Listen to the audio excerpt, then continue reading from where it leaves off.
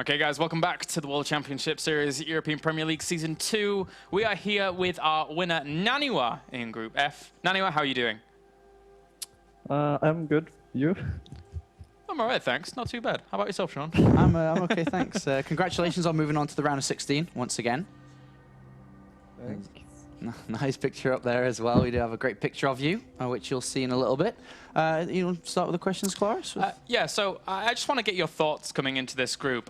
Firstly, about the players overall in the group, and then your first match going up against LucifroN. About the players, I thought Bly and User were like, I don't know how to say it, wild cards. Like, I didn't know how good the User was. I know that beat Feast 2-0, if I'm not wrong. To be honest, I didn't expect to win against my first game. Who was the player again? LucifroN, yeah.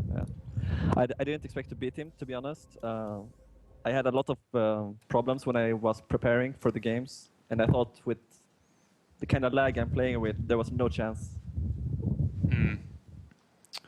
So, I mean, you as a player, you always set your expectations incredibly high.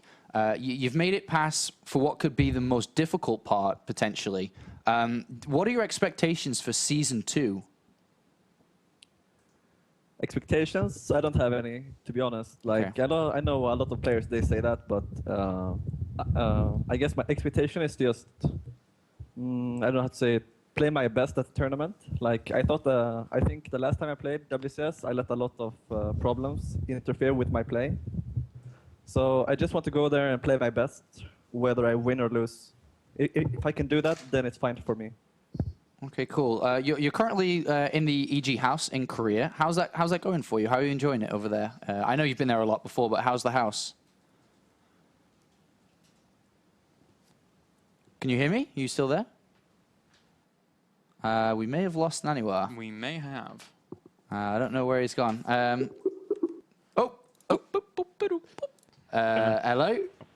Hello? Hello? Hello? There we go. We got. All right, so I might have just dropped you a little bit there, but I was just saying, you're currently in Korea once again. How's the EG house, though? To be honest, EG house is great now. My teammate just came here, and he's Swedish as well. So before it was quite lonely, but now it's perfect. Like, Korean practice is obviously the best, and then I have a teammate here as well, so I can't be complaining.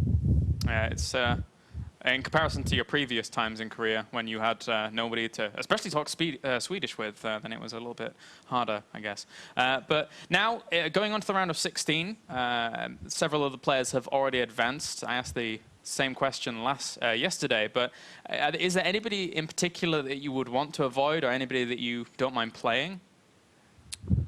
No, I don't really care about like avoiding a player or whatever. Like, I want to win the tournament, so if I have to, like, if I'm going to win the tournament, I have to beat the best players, right? So I'm just gonna prepare as hard as I can and play my best, and if it's enough, then I'll win, I guess.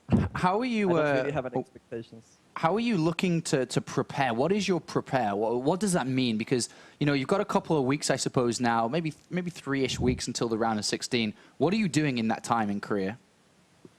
Right now, when I came to Korea, I didn't think the level was that high in Korea. Like, I went to LG before I went to Korea, and I don't know how I managed to beat Deer and J-Dog, to be honest. Because when I came to Korea, I got quite smashed, like in practice. And I've had to change a lot of things in my play, and I just had to reconstruct my strategies. And I think in a few weeks, I can be a really good player again. Like, I was obviously doing pretty well, like MLG and so on, but I realized there was a lot of holes in my play that I'm going to fix right now. All right, great. And I suppose that one of those holes, maybe a large one, is Terran players. Do you have plans to specifically practice that while in Korea? Especially because there's big names, you know, like MVP, MMA, that are going to be in the round of 16. Yeah, like the Korean Terrans are obviously great. I think all players know about that. Like, if you play in Korea, you will play so many good players all the time. All right, well, any last questions? No? Seems good. No, it's like, it's okay. Like, I've improved a lot, but I couldn't really show it in the games because I wasn't confident like playing a macro game in a long game with this kind of lag. So when I get to the offline part, I'll show some good PvT, I think. All right, there you go. You have it. Some awesome games expected to come from Naniwa in the future. Sounds very good. Any last words, Naniwa? Nah. Nah? Okay. All right, then. Congratulations for advancing on to the round of 16, and we'll see you soon. All right, congratulations. Yep. Thanks. Bye. Bye. All right, well, there we have it. The Skype call now finished with Naniwa. I hope you enjoyed that interview.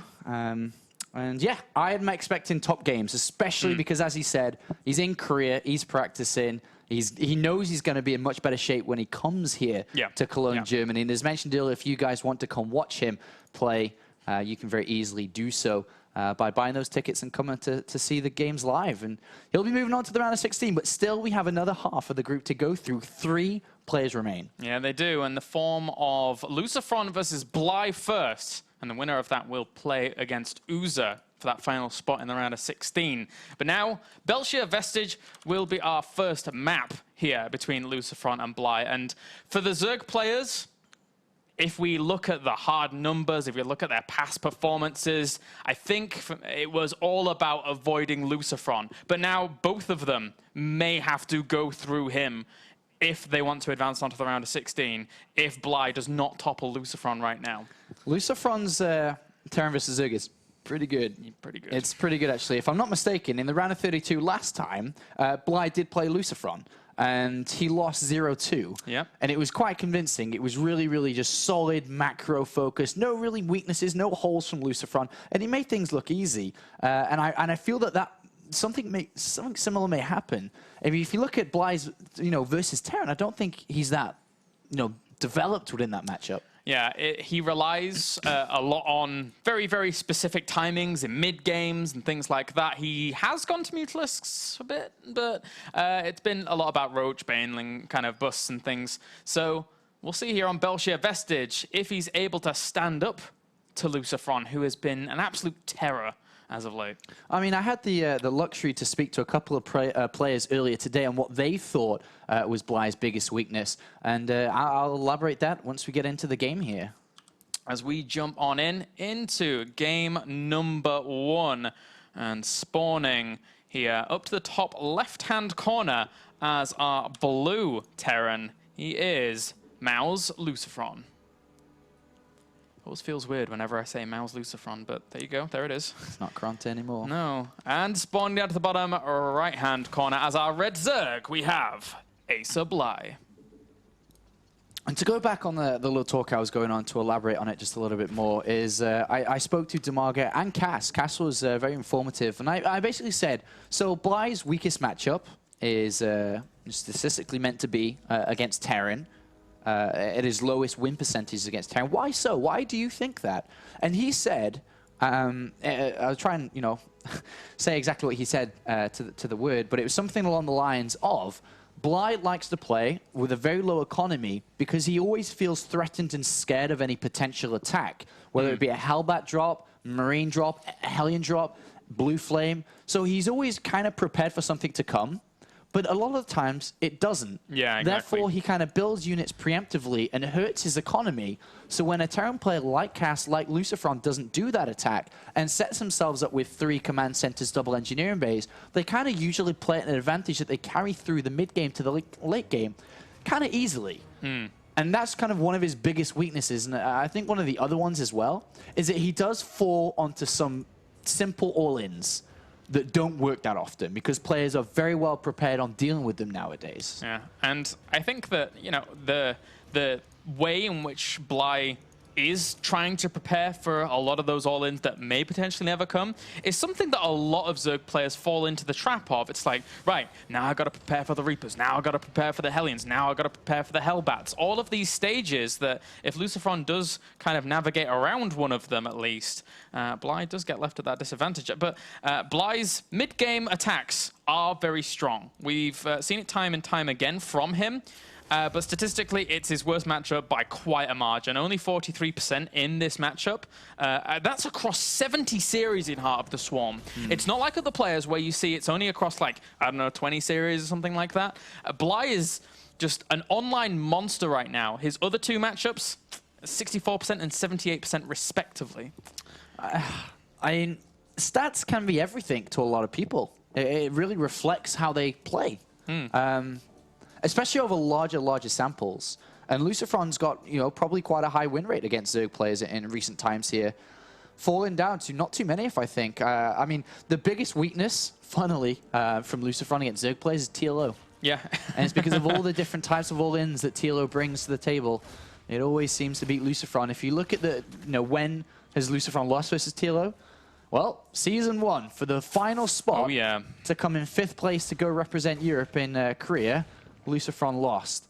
For WCS points, actually, in a similar situation outside the main tournament to play for ranking, LucifroN got to the peak finals again, and then lost versus TLO.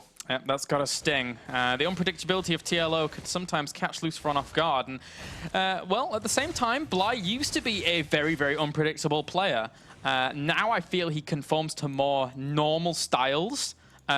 He has mixed things in once or twice, but it's much, much rarer. And look at this, LucifroN playing ever so greedy. 3rd command center, yum yum. Yeah, double Reaper into 3rd command center is a very normal build here for LucifroN, who, unlike the Korean Terrans, who normally go 1 barracks command center or command center first, LucifroN has always enjoyed going for the Reapers. As we did see an SCV get picked off there, as the Reapers do make their way home to deal with these.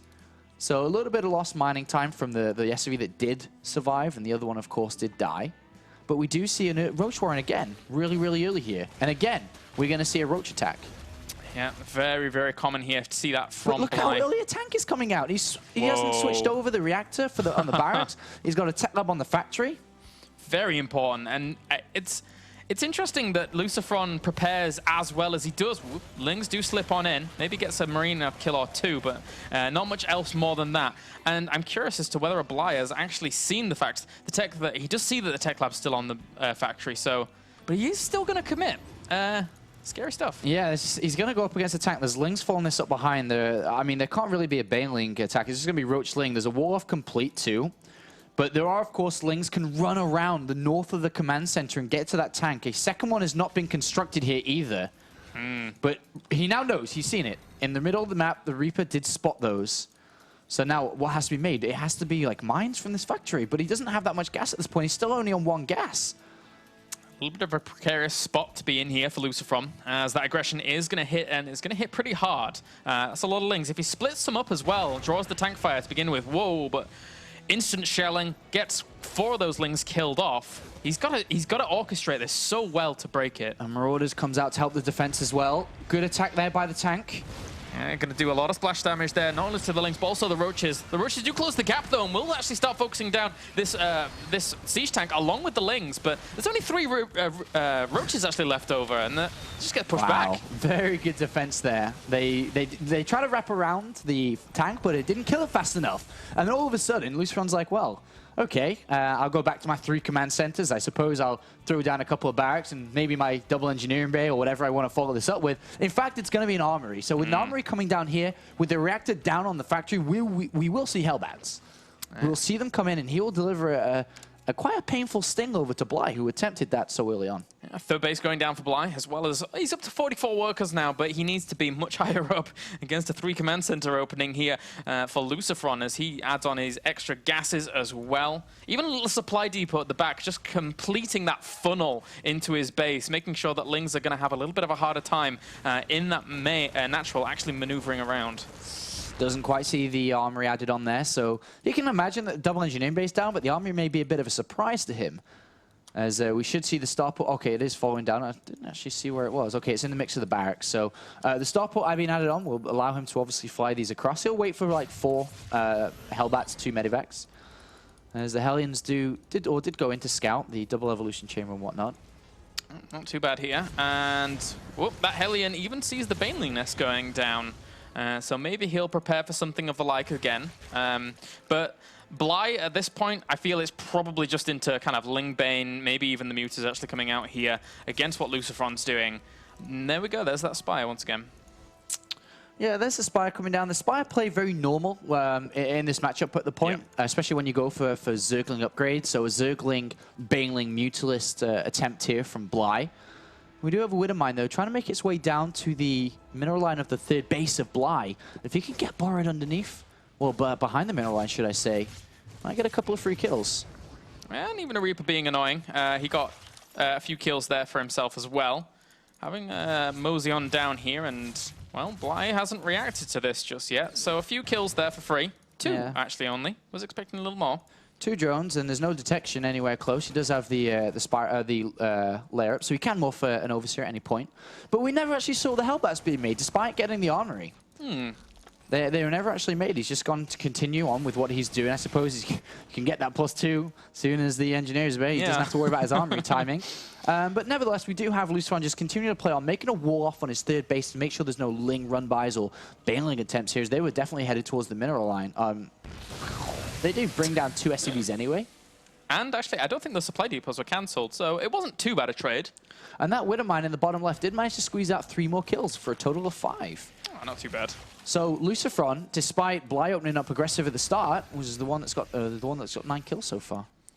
3 Overlords actually moving into position over at the left-hand side. I'm assuming that it's just going to be full for scouting. Actually bringing in 2 here, just so if one gets killed off by a missile turret or something like that, then he can send it in a little further. Or actually he's going to leave one behind here. But so it's just going to be for spotting for if medevacs actually move out. But Bly has to deal with this contingent that's moving out for LucifroN, and that's actually a lot of pressure that can occur from this army. Yeah, LucifroN here, this attempt is just to make sure he's making Banelings and not spending all his gas on Mutalist, and also to clear creep spread. Yeah. He can pick up every unit, so it's not a risk, and at the same time he's dropping on the left-hand side. Try to bring down the 4th, but that's not going to happen, but he gets more creep spread, gets a Queen as well. An Evolution Chamber, I couldn't even say the word. Would be great if he's able to pick that off. Yeah, certainly. There's 27 more Zerglings in production here. The centrifugal hooks here for these Banelings, so they can actually roll in a little bit faster, is not done just yet. Good pickup, trying to move on around, trying to negate the positioning of the Zerglings. And he does try and move on forwards. Great position here. Yeah. The Banelings are going to connect with just Marauders on the ramp. It was very important that LucifroN positioned just the Marauders there to soak up those Banes. Fantastic harassment while getting 2-2, while adding on a 4th base, while building up a major army and adding on his 2nd factory. As the medevac on the left-hand side of the map still jolting around. He picked off the hatchery on the left-hand side, or at least forced to cancel on it too. So perfect play from LucifroN. He's got turrets to stop any Mules, but he picks off another Overlord. This is the LucifroN everybody was expecting. Yeah, especially against these Zerg players. Again, the Zergs are going to have a very difficult time of shutting LucifroN down, and they need to somehow, because right now, LucifroN sitting at 161 supply against a supply block's 107 for Bly. A tragic position here for Bly if he's not able to recoup. LucifroN could pick up the win here. It's 60 supply difference. He has a lot of Marines, he has a lot of Widowmines. I'm not sure if they have Drilling Claws. I don't think they do yet, but it doesn't matter. The 4th base is going to go down, and Bly needs to defend it, but this is going to be so difficult to actually defend it with the amount of Widowmines that he just cancels it anyway. But it's not even. Well, that's a pretty good set of Banelings. They do pick off 3 of the Widowmines, but it's not even his 4th base that's under threat. Because of how far behind he is in upgrades and units, even his 3rd could be in danger. The army supply right now, 108 to 47.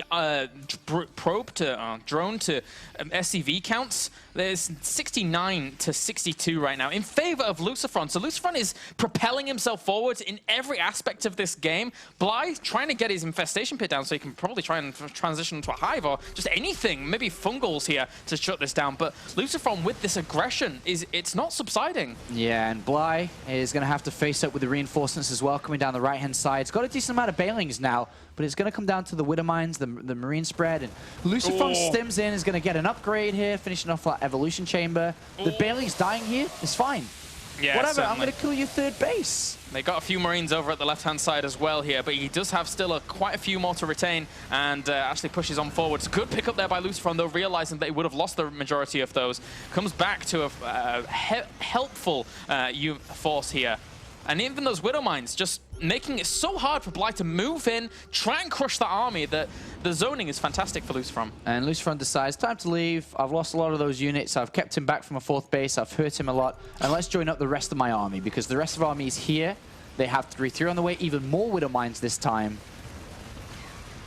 and Bly with 11 Mutalisks on the way, unless he splits these up very, very well and comes in from either side with Zerglings and Banelings, it's going to be hard to shut down the army right now of LucifroN. There's great splash damage capability in there. There's great upgrades coming that are already out. He has 2-2, 3-3 on the way, moving forwards ahead of Bly in every single aspect. This is a very one-sided game. A drop heads to the main base too, while the assault continues on the third base. And well, he does lose a couple of units at the front there, and he's still got a lot behind this. But the fourth base is down.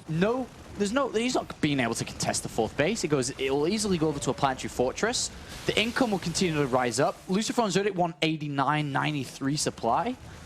This is just a superb game here from LucifroN. And Bly just looks like he doesn't even have a chance. Very strong, very stable. Bly currently trying to bring himself back into this. Another pickup here with those Banelings rolling on in. But the drop was cleaned up over to the left-hand side as well. So Bly's playing this patiently as well. Got to give him credit for that. He's fighting on valiantly at this location and denying it from denying, but it's just chipping away. Forces the lift up for now.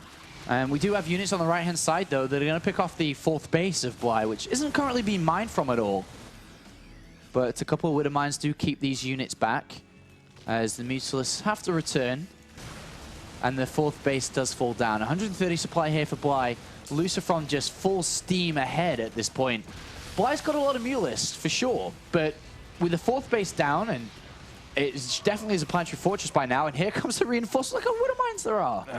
And they got +1 plating too. They're going to be a little bit more difficult to pick off. +2 plating on the way as well. So, I mean, that will take quite a while to get out, but the big story here is with the upgrades is that 3-3 is about to finish for LucifroN, and Bio with 3-3 is an absolute menace to deal with. Yet another attack here. A lot of Banelings being wasted on Marauders. Oh, he's going to get Widow Mines on the ramp. Ooh.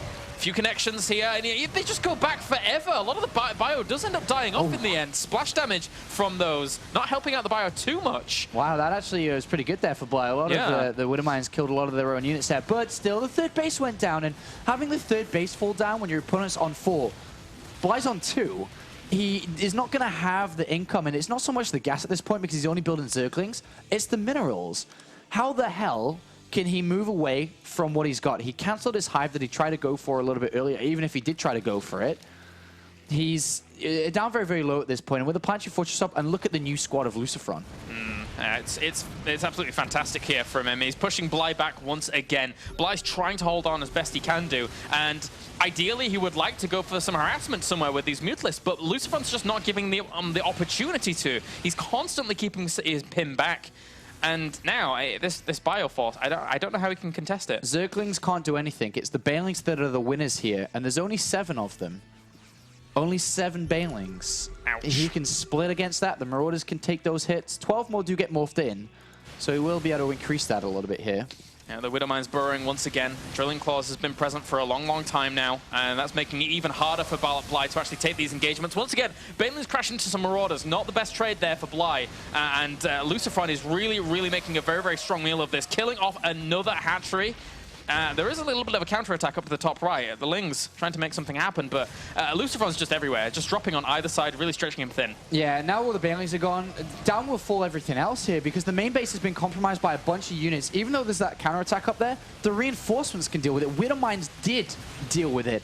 And LucifroN just continues to hammer so hard down onto Bly with the Infestation Pit falling down. A Queen potentially could fall there, as well as the lair itself inside the main base. And there you go. GG for game number 1. LucifroN is able to take it, meaning that Bly, he has to pull out all of the stops here in game number 2. Dealing with LucifroN, that was a tough game. That was brutal. Yeah. Really, really brutal there by LucifroN from the get-go. From dealing with the Roach and Zergling, a little attack at the start of the game, to doing everything right. And that's how LucifroN plays. He's so good with his build, and also on top his macro, followed by the capability to control everything at such a high speed.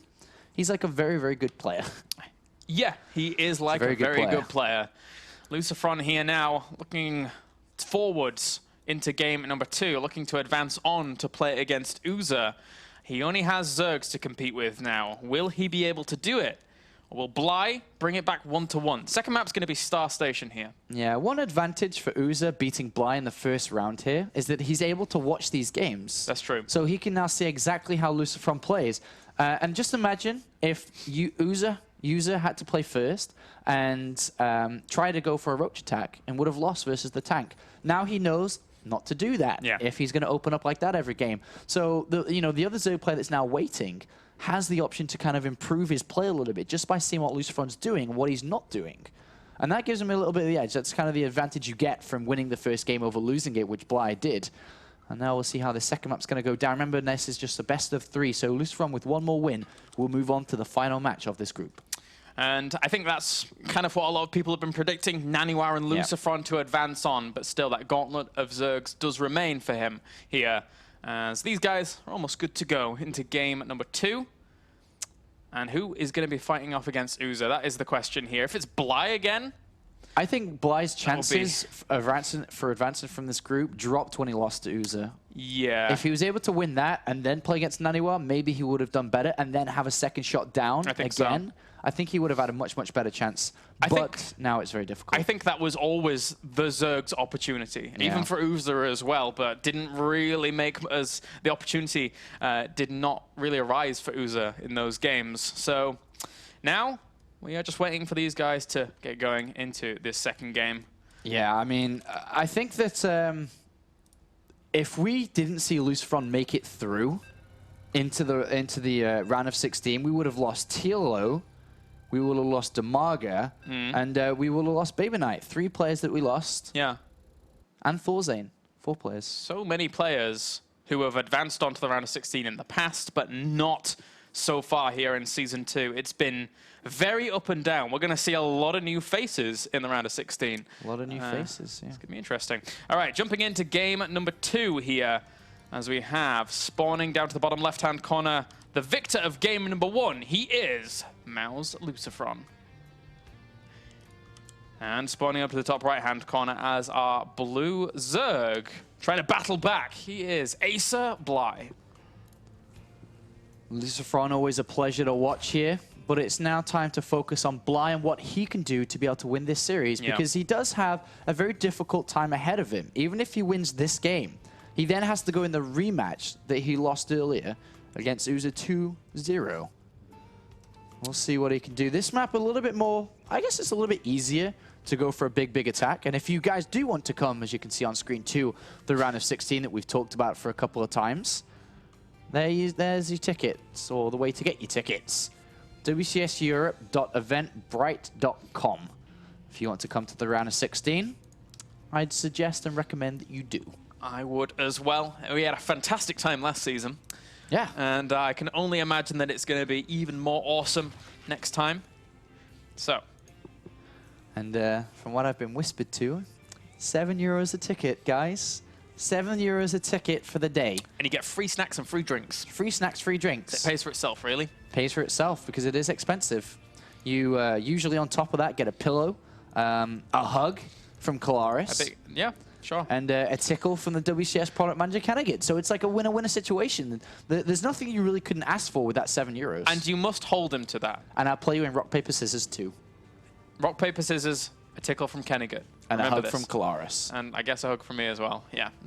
So if you'd like that €7 package deal, we're just selling Kennegat off. He's like, no. You know where to go. All right, so again, very similar builds from both of these players. We have, of course, the Hatchery first and then the Reaper expand. I'd pay, if I wasn't casting the thing, I'd pay €7 to go. For which bit? The Kalaris. I mean, no. Oh. I said Kalaris, but I looked at Kennegat. It'd be the Kennegat tickle. I see. We're both called James, so I know. It's difficult. It's difficult around the office. Sad times. Maybe there's an advance ticket for €9 where you get the double J action, which is the hug and the tickle. Oh. All right, time to focus on StarCraft here without the funny giggles in between. I'm so scared. But yeah, we do have fun in Clone. In all seriousness, definitely worth looking to come. Yeah, very much so. All right, LucifroN, Command Center. What do you make of this, Apollo? It's the worst transition ever. I'm so sorry. Well, if you would like me to explain why the Command Center's down, I'll go ahead and do it. I would love to. You know, so StarCraft's a game of economy. Really? I could go on from this. So we do have the command center coming down from LucifroN, taking the second base, and then the factory behind it. I'd love to see the second gas being taken from him, though. Quite early on, I'd love to see Hellbats. Yeah? Everybody, well, no. Even only a third of people like to see Hellbats, and a third of those people don't like it when it's Terran versus Terran. So. Yeah.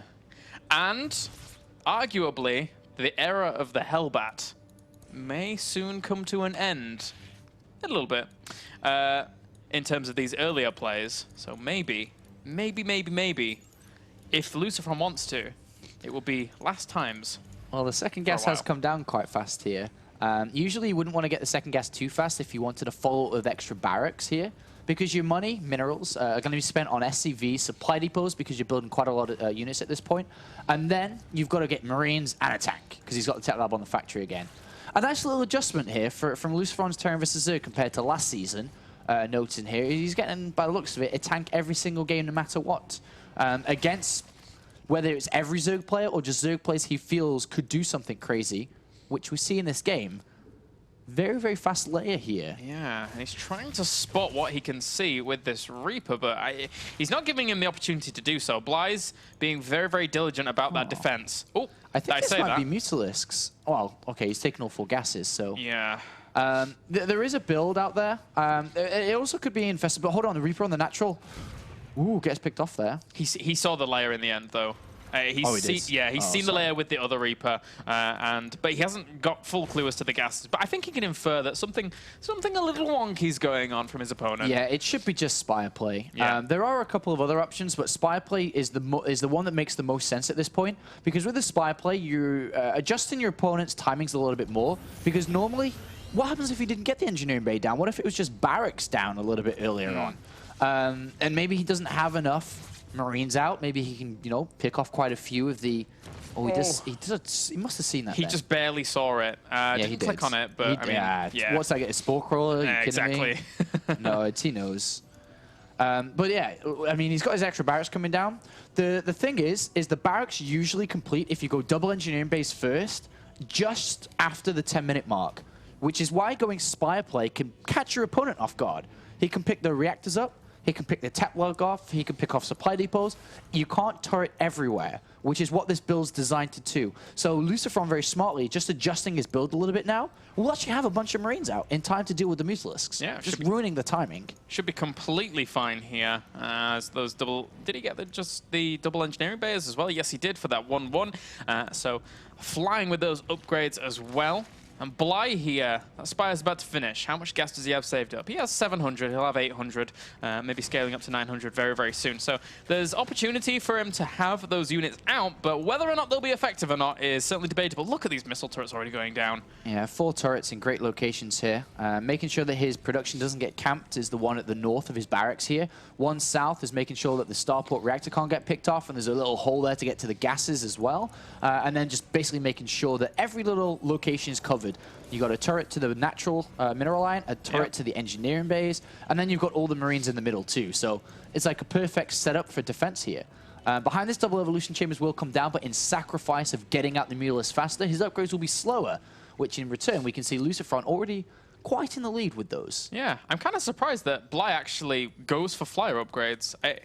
I don't think this is really going to pay off for him too much, especially in this kind of early to mid game. If it was ever going to pay off, maybe later on when he has +3 or something insane. But other than that, I don't see this working. Well, I mean, a lot of Zerg players do like to get the +1 attack into +2 to try to keep Mutalisks at a high amount. Stefano, as you said, you know, sometimes even goes up to +3 to snipe off turrets and expansions later on. So the +1 attack, I don't mind it too much here, especially with +1 attack down so early. He can start to snipe turrets. You can't do it without really unless you have a high count. But he has to make it work. He really has to do some damage somewhere. But LucifroN's locked down incredibly tight. Even when he adds on extra infrastructure, just adding on extra missile turrets, so that lockdown even tighter here. as you were mentioning. And now, well, he's found a little gap. He's going to try and kill off a refinery, as well as a few workers that were killed off during the glaive bounces. Yeah, he killed off 2 workers and almost picked off the refinery, but that hole's now going to be covered with a missile turret, which he'll love to pick off that SCV, so I wouldn't be surprised if LucifroN just stayed put for a little bit there until that turret is complete. But behind this, LucifroN's got his 3rd down. Ideally, a bunker and a turret should come down with that, and the gases to follow very, very shortly here. But so far, LucifroN's defense, you know, pretty good. 56 workers for Bly against 61 SCVs. He's got an extra 10 on the way, has Bly, though, so he's going to be scaling that economy up quite a bit here with that 4th base going down. He knows that his opponent's slightly pinned in for now, yeah, and he's actually gone for a good counter here with the Zerglings on the 3rd. Yeah, I mean, throughout the Mulus harassment and the SCV kills there, just 2 overall. Yeah, you know, nothing happened. It's not the best.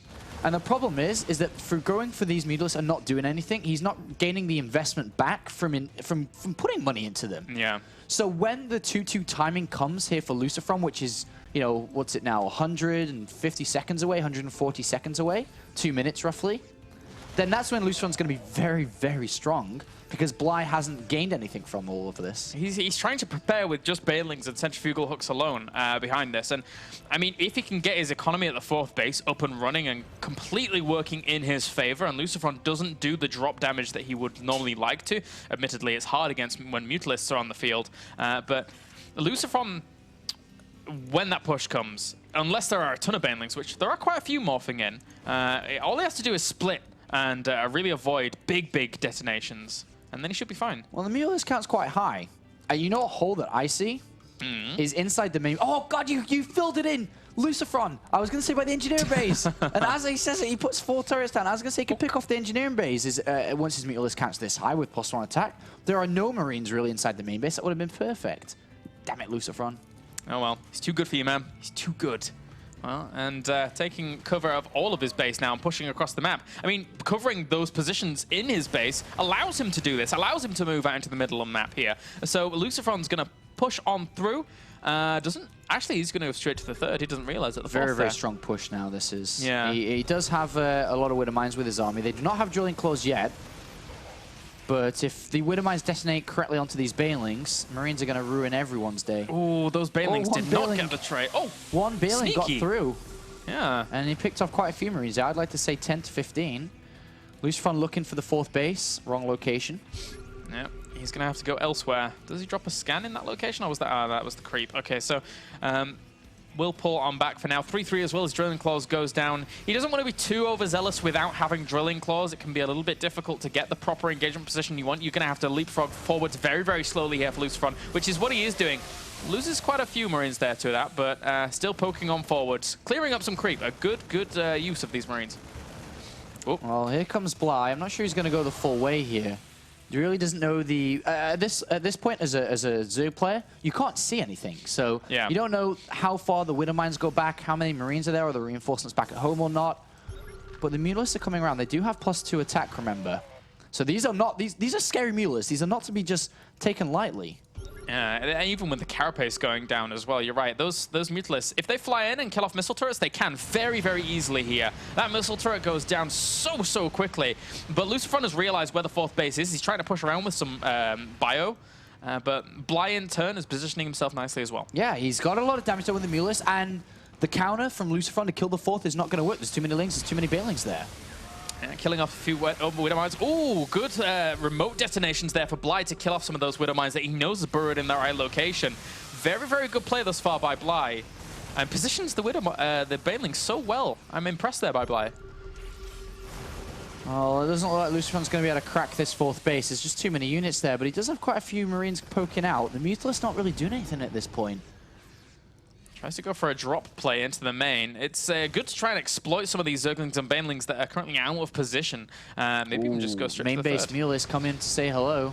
Actually, yeah, he just doesn't have the anti-air there at all. Bly with that +2. I mean, I can admit when I was wrong, man. That +1 into +2 this quickly has really worked out for him with the Mutalisks once they got up to that number. But now the 4th base is about to be broken down here. He's been pulled into the main base via a drop. LucifroN very smartly getting in there and getting out just as fast as he destroyed that hatchery and jolts straight in towards the main base here while keeping the Mulus inside the main base at bay for this point. Ultralisk Cavern going down for Bly here to transition onto that melee focus that he currently has, but this is a good position here for LucifroN to try and do the damage. He's stringing Bly out across multiple locations, making it hard for him to really shut down, and he's killed quite a few workers. Not too many, but quite a few. Well, he's dropping all over the place, isn't he? But he is starting to wear, Bly down a little bit. But Bly's got a lot of money, and that Ultralisk Cavern went down, and now it's like, well, if only he could build the Ultralisks. Yeah. Because he's got a lot of money, and there's not that many Marauders, if any. 4. That's not that many Marauders, Sean. That's not that many. The Ultras would be great at this point. He really needs to focus on getting that down. Just streaming across the entire map here with a lot of bio. Does get cleaned up eventually as the Mutalisks were forced to come back. And that was kind of LucifroN's saving position. With those Medivacs drawing those Mutalisks back, it really caused him to avoid a lot of damage in his main, as a few more Widowminer connections do occur. Well, he's missed his connection in his build, which was the Ultralisk. Yeah. And now he's starting to get overwhelmed by 3-3 Marines, which is ideally where you'd like to have the Ultralisk. But that pick off of the Ultralisk Cavern was pretty big for LucifroN. What's interesting, though, is there's actually no Medivacs out just yet, right now. He has 2, but that stim here for LucifroN was kind of killing him off slowly. If Bly had realized that there weren't those Medivacs, maybe he would have gone in for a bit of a push. But even then, it would have been difficult, as those Marines would have split themselves. Just great play here by LucifroN, keeping the 4th base of his opponent down, keeping his income low as well. He's been saving money for a long time to build these Mutalisks, but 5 Marauders are getting made. A lot of Marines are left. Can even get to the Ultralisk here to survive in this game. There's a bunch of Lings and Bailings, sure, but the amount of Widowmines that are now spread, this minefield is very, very dangerous. Yeah, very annoying here for Bly to fully engage into. Sends a few Lings as well as Banelings forwards, just has to split those off quickly to try and go for this engagement, but he doesn't want to extend himself too far, as he's wisely pulled back once again. So Bly knows where the Widowmines are. He just doesn't want to overextend. Yeah, at this point, I think it's very smart for LucifroN. He's hurt his opponent a lot to pull back, get everything healed up, because it's just a waste of army supply there, and then just attack one more time. He may just throw his army away, but it is a little bit risky to die to counterattacks if his production gets, surrounded by units. But he now is making quite a large army. Look at this. And those... Oh, God. How many Ultras does he actually have out right now? He has like 8. Yeah, 8. Wow. But there are 19 Marauders now. Yeah. And with mines, too. 48 Marines as well. That's a sickeningly strong number here for LucifroN.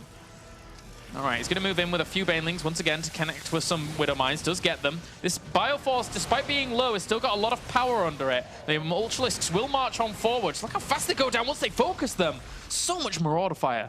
Yeah, this is looking bad for Bly. Really, really bad. There's so many Widowmines still in the middle of the field, too. Yeah, he can't use that path at all. He's forced to just try and defend the 4th base. Admittedly, that's where he kind of wants to be. He doesn't want that to go down. If it would go down, then LucifroN's economy would be flourishing in comparison.